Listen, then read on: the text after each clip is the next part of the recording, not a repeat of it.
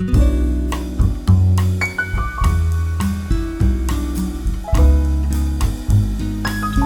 guys, Alec back again. So I want to talk about the thing that I want to talk about today is internal credit terms.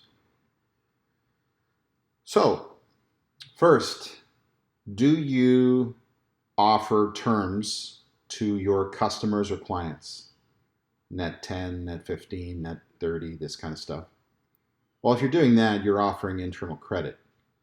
So the first step in providing internal credit is that you should ask your customer, your future customer, to provide you with a credit application. So you should have a credit app form that you should send to them as part of your procedure and have them fill it out, do your credit check with the appropriate bodies. And if you're satisfied with the result, then you take them on as a credit customer. Now, if the result isn't good, that doesn't necessarily mean you should disregard them as a customer. Well, you could say that they could pay with credit card. And maybe that involves paying with credit card at least partially upfront or maybe fully upfront.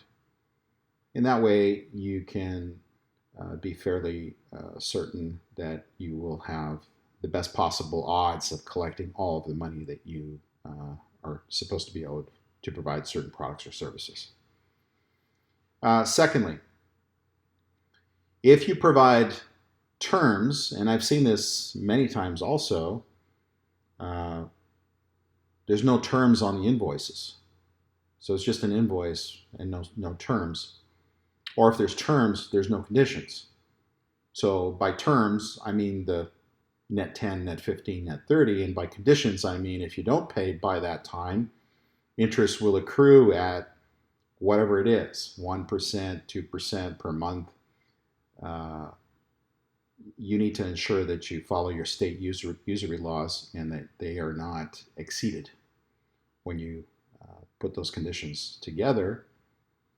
And you should also include any collection costs or late payment charges in those conditions, so that it doesn't guarantee that you're going to collect that money if they're late or they don't pay on time, but at least it's clear in writing on what the conditions are. So if you are collecting and you want to enforce those collection rates for late payment, then you could do so because it's in writing. And then if you choose not to, then you could just disregard it as long as they're paying. So that's your choice.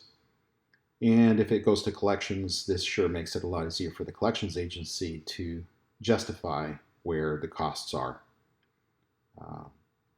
So that's all I wanted to discuss today, but it does have to start with a credit app. Start with a credit app before you offer any credit terms to new or potential customers.